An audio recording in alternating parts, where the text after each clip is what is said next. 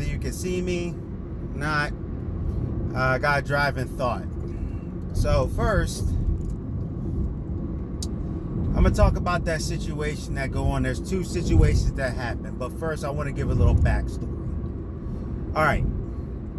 Now I am aware that from time to time you will hear me speak about prejudice towards people, including people of a Caucasian persuasion kind of thing, right? That's because I believe in equality. That's because I believe in the ideal of what America is supposed to be based on, which is every man is created equal, every person is created equal. And as such, I don't like seeing anybody being persecuted, anybody being held down, man, woman, trans, or anything. I don't like forced things. I don't like cheap diversity tokens and things like that. So you're going to see me when I talk about a video, because the fact that I'm going to be posting one a little later this week, y'all may not like it. It's going to be about anybody outside the race of black using the N-word when it's a song. So, here's my thing. It's a song that was made for everybody. Now, you can sit there and try to censor and control what people say or they do when they're listening to a song. Not when they're talking to you, when they're listening to a song. But remember, unless you want people to start telling you what to say and do, there's a line. When a song is made for everybody and they're singing a song, when you think of a song you're singing unconsciously. And recently I just ran into this and found out this is a thing. So I used an emoji. I think it was a hand clap or something that was darker than my skin. I just kind of hit the thing and I just hit it, whatever. It was supposed to be clapping for something. And somebody actually jumped on me about it, saying that I was perpetrating darker skinned people or some ridiculousness. So what we're coming down to now is, I get it. The word has history, but let's be frank. If they're not saying it to you and you decided to put it into a song and you take their money, in turn, you're telling them it's okay because you paid me to use it. That's how I see it. When that video drops, that's the discussion. I only want to preface that because people will sometimes question me. I actually had somebody question me about my thoughts. Now, you got this other situation going on where somebody's talking about emojis and you can't use certain GIFs if you're a certain race and emoji. The GIF is there for everybody because it's a funny thing or it's a reaction. They're not doing it to represent themselves. They're doing it to represent a reaction. In my other video, I also say we have bigger problems to worry about than these little minuscule first world crazy crybaby problems. And yes, they're crybaby problems. And the reason why I say that is because of this. As a black man who's been in America, I want everybody to be equal. I believe in the Dr. King's dream. And that's why you hear me defend on certain things. I've asked people like, well, dag, he's saying that it shouldn't be black people. Why shouldn't it be? Because I want more work. I don't want a black person to get a role that is normally traditionally Caucasian and say, well, here you go. No, I want you to make a story about Africa like the god of Nasi or some of our folklore or some of our things. Not just, let's race swap this one out for that one. That's lazy. That's lazy, that's pandering. If you're gonna make it, I want you to take the opportunity and the effort to make better, to put in work, to make it more. Now, I have walked down the street, and this is not a joke, this has been some real. And going to the store from when I was a teen, from my parents' house, I was going to get a sandwich, some chips, and a drink. I didn't even make it all the way to the store. Got cops come out, guns blazing. There was two of them. Third cop popped up behind me. Gun was blazing. No idea what was going on. Said I fit a description. Now, once again, like I said, I am not a tall man. Yet they said I fit a description of a 6'5" man. I am nowhere near 6 foot. I am several inches away from 6 foot. They also said this man had a white coat. I've never had a white coat in my life. As a matter of fact, I didn't even have a jacket on. They also said that the man was clean shaven. As you can see, you will see I am very rarely ever clean shaven in my life. As a teenager, yes, I had a beard. And these cops were very, hey, I was being cool, but these cops were very wrong with me. Until a female officer came along and said, what are y'all doing? Why are y'all doing this? And she actually kind of got them, but they had guns out, everything, right on top of me. There's another time with me and my friend. I won't say his name. He is semi-famous. I won't say his name just because it's not my place to say his name or whatever. We were walking. I stayed over his place back in Philly, and we were walking. And he had a flight suit on. I had, I think, sweatpants on. Dead of winter, snow on the ground, dead of night. All we were doing was going to get some food because his mom left us there. You know, young guy, she was like, go pick up some stuff. He said, I want to take you to the sandwich place. So as we're walking, all of a sudden, cop stops us, does this whole thing. Now, my friend is a comedian, so he's just talking. The cop pretty much has him stripped down to his underwear in the middle of dead of winter, and he's on the back of the car while I'm on the car with the engine, freezing cold, searching us, taking everything out of our pockets, questioning us, doing this, where are you going, why are you doing it, all this stuff. And people at the place was looking, Caucasian people, they're like, yo, that's wrong, what are y'all doing? They told them, you need to stay out of it. You need to stay out of it. All this stuff. The cop actually commenced to start putting handcuffs on me. Didn't do nothing. I had a little mini little knife thing from work. I actually used it for work. And he asked me, why do you have this? I'm like, well, because of my job. I open boxes. I work at Kmart. And, you know, it was like a cutter thing. Box cutter. And the cop was like, well, what is this for? I'm like, well, sometimes I forget that. This is for me to open up. So it was like a little mini knife, about this big. It's legal, too. It wasn't even longer than my hand. It's like, yeah. So he turns around. And he's like, well, I don't think this is this. And after they couldn't find anything on this, and they kept us out there for about an hour and some change, the cop said, you know, whatever, you know, do this, do that. So we went and got our sandwiches. We kind of shrugged it off, said something to his mom. She was like, you should have got his number and everything. At the time, you know, we were young. We were just upset. We just wanted to just move on. That's just two of many situations. I got a ticket, and it actually affected my insurance from a cop who followed me. My car went down and my dad was driving. This is back when I was literally driving 100 miles a day. 50 miles up, well, over 50 miles up, over 50 miles back. No, yeah, roughly. Maybe about 49 miles, but it was pretty much 50 miles up, 50 miles back. I was doing 100 miles a day. I had a lot of mileage on my car. And I showed my dad when my car was now being fixed. He was driving me to work. We were coming back. And I said, I'm going to show you when that cop hit me with those couple tickets. How long he was following me, what I did to, because I was trying to change a lane. And they even called me later and dropped a couple of the tickets because they had them on the dash cam and stuff. And they knew something was wrong, but they did see me technically cross a lane at a certain speed that I shouldn't have. And it affected my insurance for a couple of years. I showed my dad, I said, here's where the cop pulled off and got behind me no matter what lane I went into, no matter what I did. And I said, I'll tell you when he hits me, like when he actually gets me. Me and my dad are talking. My dad actually forgot because it was that long. Because this drive was well into like over an hour long. And I was like, here. And my dad was like, here what? And I said, this is where the cop pulled me over. He's like, dude, we've been driving for like 50 minutes. I'm like, yeah.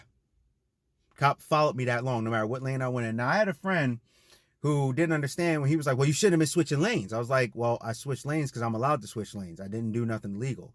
What he did was he tried to say I was speeding going 90 on the thing, then tried to say that I was switching. I'm like, dude, I don't drive like fast like that. I never have. You can even check my records.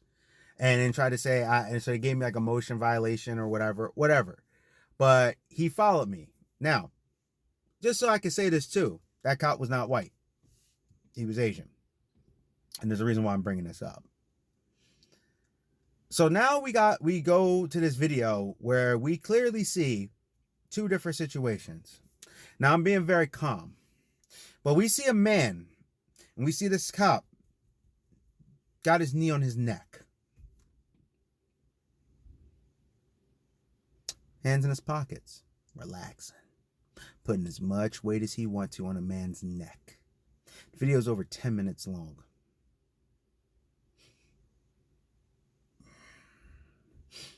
And the other guys, you got people around. You got a black man who says he trains people. He's like, he trains you guys. He's like, that's a girl. Like, you already apprehended him. Take him to the car. People are like, just take him to the car. All right, you got him. He's resistant. He's not resistant anymore. He's saying he can't breathe. He's bleeding from his nose. Pick him up, take him to the car. Wouldn't do it. You got a person who's a firefighter, a woman, Caucasian, and I want to point that out for a reason. She comes over. Come on, check his pulse. You need to check his pulse. I am. Well, who are you? And the other cop, who are you? Who are you? Who are you? She's like, I am a fire department person. Oh yeah, well, you're not being very professional, because she started snapping on him. Like, you're not being professional. You are literally, that man might be going. You need to let him up. People are like, let him go. He's asking for help. He's saying he can't breathe. He's asking for help. You clearly hear him multiple times saying it. When the one dude was reprimanding him on the street, he's like, I'm not moving. I'm done. The guy's calling for his mom. It means the oxygen was starting to be deprived. It's actually one of the things that can happen. So then you turn around, you got that situation going on. And with that, the other guy is showing, and the cop actually does a little attack on him. And the guy goes, don't touch me. He's like, well, you don't touch me. Nah, bruh. They got you on camera. What happened was, the Asian cop that was standing there, you were trying to bait him. So if he hit you, you could arrest him, because he was being loud towards you to tell you just to let the man up, let the man breathe. Now, I want y'all to know something. Administrative leave that police officers have, it doesn't matter. That always happens. If a police officer has to fire their gun, if they end up taking somebody out, they have to do administrative leave. They have to do mental checks. They have to do that. So whenever you hear the news do that, there's nothing particular. That's standard procedure. I know this because I used to be friends with a few police officers. And some states do have different rules. You can, because me and my friend were talking about, you can actually, depending on the state, you can apprehend somebody by their throat. The problem is you have to stop. Once they're done, they're done. You can't keep going. Now, this guy unnecessarily was sitting on his throat specifically for over 5 minutes. I dare somebody to justify that. Because if you do, you're the problem. Now, you seem to have this issue with Colin Kaepernick kneeling. This is why he's kneeling. When y'all change the rules, oh, we don't want no political statements. Oh, we don't want no. This is why he was doing it. Now, I like the fact that there wasn't just black people there. There was a Caucasian person there. There was other people, because wrong is wrong. And what you did was wrong. You murdered that man like he was an animal. I've had too many police officers hit me with DWB. I've had too many of them. I just seen another video where the officer, off of a turn signal, pulls out his gun. This is what I want. If I start seeing police, I don't care. You can fight me on this. If I see a police officer pull out their gun or do something excessive on something, immediately they need to be suspended, they need to be fined, and they need to be suspended without pay. This excessive police force, we shouldn't have. Now, this is me talking from the equal point of view, because I do believe in equality. I do. I really do. But this is also when I talk about the defense of what it is. I believe equality means that we need to be equal. We need to be treated equally. It should not be a death sentence or a possible death sentence because I am a black man that lives in this country. But you don't care, do you? Y'all, don't do drugs, kids. Don't do drugs, kids. Your badge needs to be gone. You are a bad police officer. And like I said, anybody who does it, then you are racist and you are everything just as bad as they are.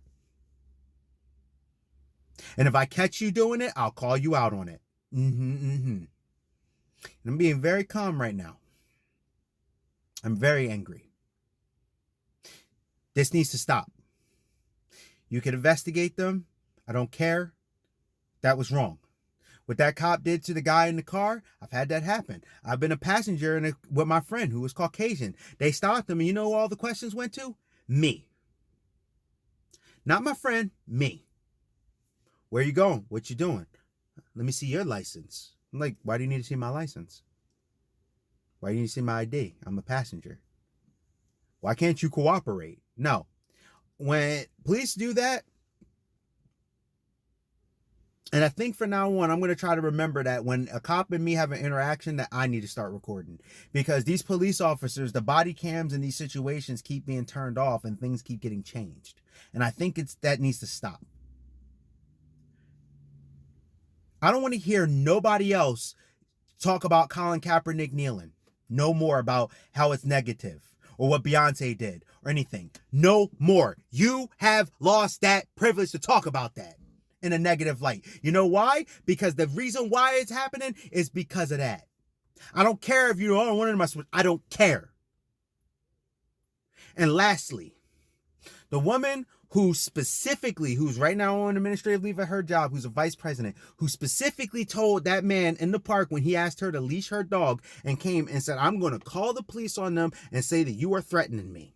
And then she heightened her voice because there's an attorney where they use those police calls to convict a man, and you heightened your voice and heightened your fear and shaped your fear.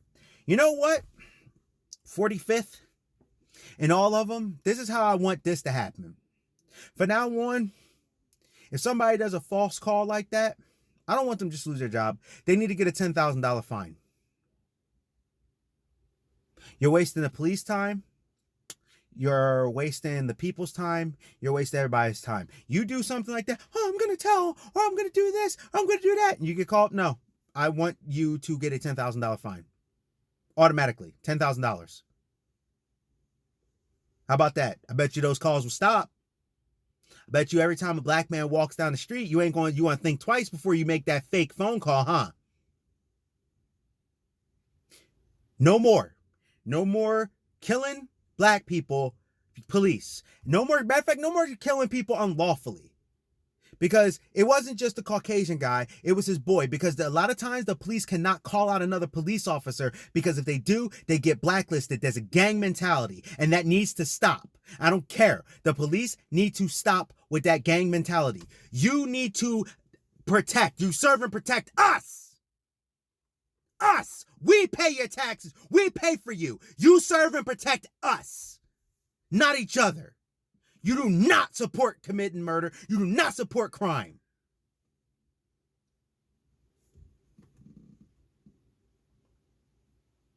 Those cops need to lose their badge, and those cops need to go to jail. I don't care if it was a forgery call. From what I heard, the man was unarmed, so you have no reason for there. He was resisting. Well, we can clearly see in the video he stopped resisting. All you had to do was pick him up. If he would have fought you, okay. But all you had to do, you even said, oh, he's resisting. No, he wasn't. No more. Pick him up, put him in the car, and you couldn't do that. So I hope you get what's coming to you. And police officers, just like that one guy who lost his job because he put up a video about how you need to call each other out. You better start calling people out. I'm sick of this gang mentality. I'm sick of this whole thing. That's all I got to say about this. This is as calm as I'm going to be about it, because I want to get my points across and not flip the heck out. What you did was wrong. Stop killing us. When we say we can't breathe, you better let us up. I hope that family sues that police department. I know the mayor said that wonderful speech. The state needs to be sued. The police department needs to be sued. Reparations need to be had. Every time you cops do this, you need to be sued. You need to be sued out the wazoo. Those families that you've ended their lives should never have to work again. Their grandkids should have their college education paid for. That's all I gotta say. This is the Geek Protagonist, and I'm upset. To those cops, get bent. And anybody who wants to protect them, get bent too. Because you're nothing. You're the problem. This needs to stop. Equality for everyone. Dr. King's dream needs to be realized. That's all I gotta say. Geek Protagonist is out. Stay safe, stay healthy, stay real. See ya. Hey, thank you for visiting my channel. This is the Geek Protagonist. Please like, comment, subscribe, and share. Please, it'll really help me out in the channel if you actually share these videos, if you like what I'm doing. Please hit that bell notification. Hit it, click. This way you won't miss any of my videos. Also, there's a thing on there that says personal and all. Hit the all. This way you'll get them every time for the notifications. I'm trying to, grow, trying to do commentary about what's going on. And I want to thank you again. Stay safe, stay healthy, stay real. This is the Geek Protagonist. I'm out, and I'll see you.